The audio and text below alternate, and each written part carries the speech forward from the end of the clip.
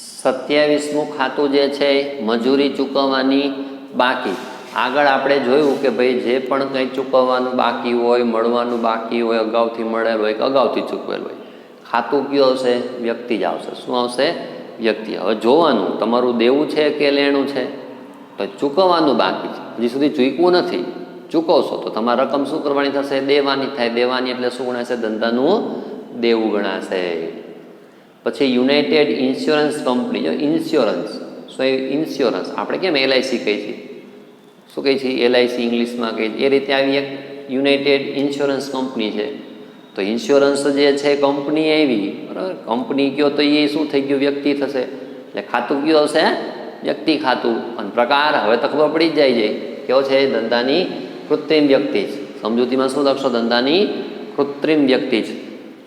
રેલવેનું, જો રેલવેનું અને રોયલ્ટી, આ રેલવેનું છે ને ખર્ચ છે. શું છે? ખર્ચ છે. એટલે કે તમે જે માલ લઈ આવો, માની લો કે તમે અમદાવાદથી માલ લઈ આવો, તો બાય ટ્રક દ્વારા કદાચ લઈ આવો, ટ્રાન્સપોર્ટેશન દ્વારા લઈ આવો, તો એનું પહેલાં જકાત ને એવું કહેવાતું. શું આવતું? જકાત ભરવાની થતી એમ. હવે તો જકાત બંધ થઈ ગઈ છે. તો રેલવે દ્વારા તમે માલ મંગાવતા હોય, જે રીતે તમે ટ્રકમાં મંગાવતા હોય, ટ્રાન્સપોર્ટેશન જેને આપણે કહેવાય, શબ્દ કેવો આપણી ટ્રાન્સપોર્ટમાં એમ, તો તમે રેલવે દ્વારા માલ મંગાવી શકો. તો એના દ્વારા માલ મંગાવવો, જે તમારો ખર્ચ થાય ને તમારો જે ચૂકવવાનો, એ રેલવેનું કહેવાય એમ. તો એ રેલવેનું ખર્ચ થયો. ખર્ચ એટલે કયું ખાતું આવી જશે? ઉપજ ખર્ચ ખાતું. ધંધાનો શું ગણાશે? ખર્ચ ગણાશે. પછી રોયલ્ટી આપ્યું છે. રોયલ્ટી પણ શું ગણાશે? ઉપજ ખર્ચ ખાતું. ધંધાનો શું ગણાશે? ખર્ચ ગણાશે. એટલે આમાં રોયલ્ટી જે છે ને, ચોખવટ ન હોય તો ખર્ચ, નકર જો આવક હોય તો મળેલ શબ્દ લખેલો છે. કે રોયલ્ટી વસ્તુ શું છે? કે તમે માની લ્યો કે કોઈ બુક પબ્લિશ કરો, તો તમે બુક પબ્લિશ કરશો તો તમારું વેચાણ એટલું બધું નહીં થાય, કારણ કે તમારી નામના નથી એટલે બજારમાં.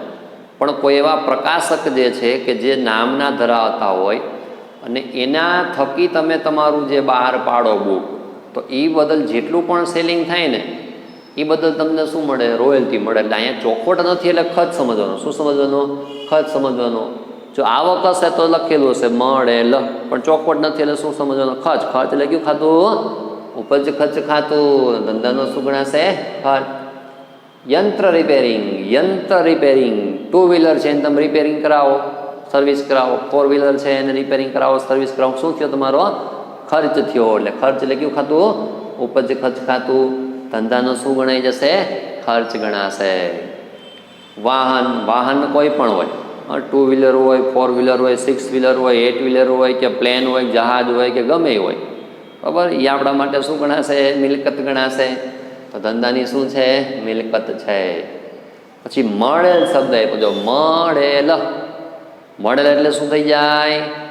આવક. રેડી? ચલો, મળેલ ડિવિડન્ડ. અહીંયા પછી ગમે તે હોય, ડિવિડન્ડ હોય, ભાડું હોય, વ્યાજ હોય, કમિશન, કોઈ પણ શબ્દ હોય, મળેલ એટલે આપણી આવક થઈ જાય. એટલે ઉપજ ખર્ચ ખાતું. અને ધંધાની શું ગણાઈ જશે? ઉપજ ગણાશે. શું ગણાશે? ઉપજ. આવકવેરા ખાતું. જો આવકવેરા, આવક, આપણે ઇંગ્લિશમાં શું બોલે? ઇન્કમ. વેરો એટલે ટેક્સ, ઇન્કમ ટેક્સ. તો એ કોનો હોય? વ્યક્તિનો હોય. તમે જે પણ કાંઈ પેઢી કહો કે કોઈ પણ કહો, કે માલિકનો પોતાનો કહો, અંગત. આવકવેરો, જેટલી આવક, તો આવક અંગત હોય. આ ધંધાની અંદર ભલે તમે ધંધો તમારો, માલિક આપણે, પણ આવક પાછી કેવી થઈ ગઈ? અંગત થઈ ગઈ.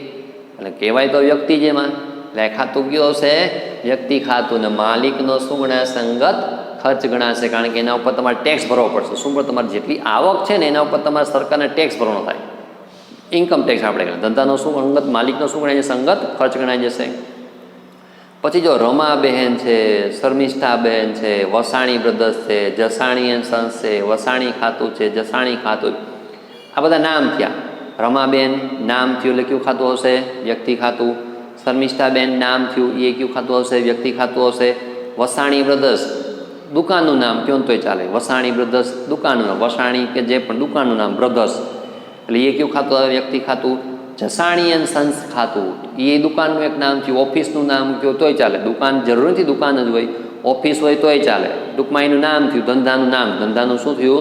નામ થયું, પેઢીનું નામ થયું, તો એ કયું ખાતું હોય? વ્યક્તિ ખાતું હોય. વસાણી ખાતું વ્યક્તિ, અટક થઈ ગઈ. શું થઈ ગઈ? અટક. જસાણી એ શું થઈ ગયું? વ્યક્તિ થઈ ગઈ. હવે અહીં તમને સ્પષ્ટ ખ્યાલ આવી જશે કુદરતી કોને કહેવાય ને કૃત્રિમ કોને કહેવાય. તો રમાબેન કોણ થયા? જીવંત વ્યક્તિ થયા. તો કેવું હશે? કુદરતી આવશે. શર્મિષ્ઠા બહેન છે એ જીવંત વ્યક્તિ થયા. તો કેવું આવશે? કુદરતી આવશે. વસાણી બ્રધર્સ પેઢી કયો, દુકાન કયો, ઓફિસ, તો એ જીવંત ન કહેવાય, કૃત્રિમ કહેવાય. શું કહેવાય? એ કૃત્રિમ. તો એ ખાતું કયું હશે? કૃત્રિમ ખાતું હશે.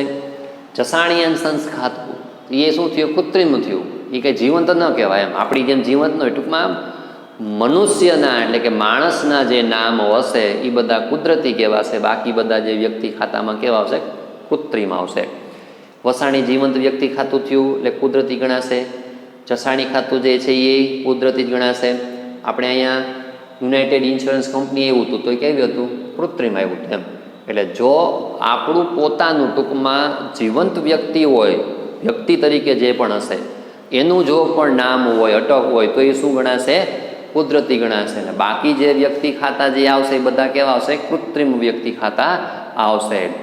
40 લગીન કીધા આવે છે. આપણે 41મું જોશું. 41મું જોશું. જો આ મળેલ કમિશન, આપેલ કમિશન, મળેલ વટાવ, આપેલ વટાવ. જો મળેલ કે ને મળેલ, તમારી આવક થઈ. શું થઈ?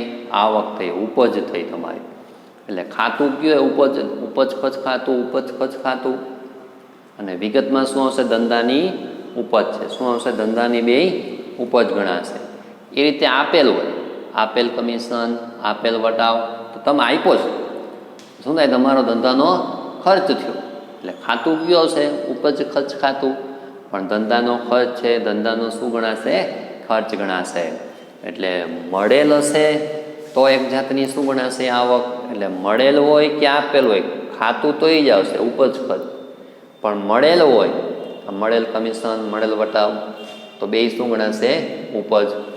આપેલ છે તો એ ગણાશે તો ઉપજ ખર્ચ, પણ ધંધાનો શું ગણાશે?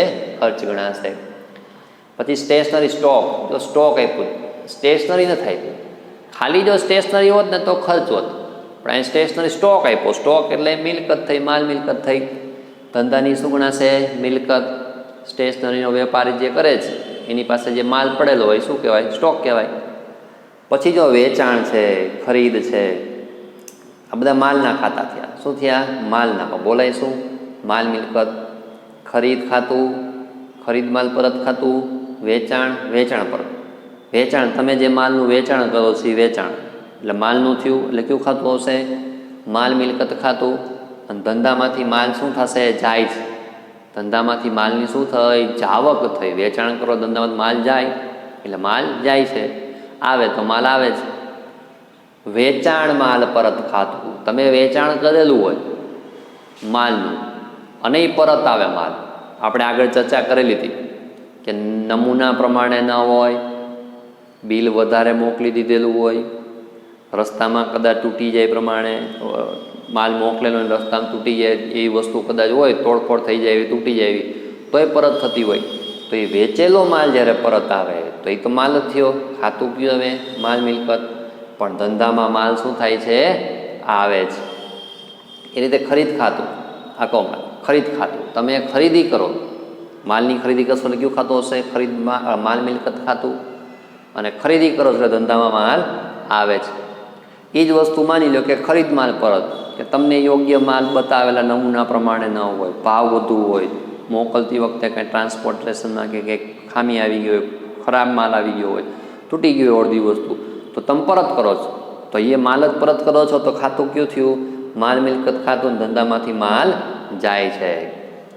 આંખથી બળી ગયેલ માલ, ઉપજ ખર્ચ. જો અહીંયા મેં સ્ટાર કરેલો છે, આની પહેલાં મેં સમજાવ્યું હતું. ગયેલ માલ, આમ જોવા જાવ તો ગયેલ માલ છે એટલે માલ મિલકત ખાતું ખરેખર તો આવવું જોઈએ.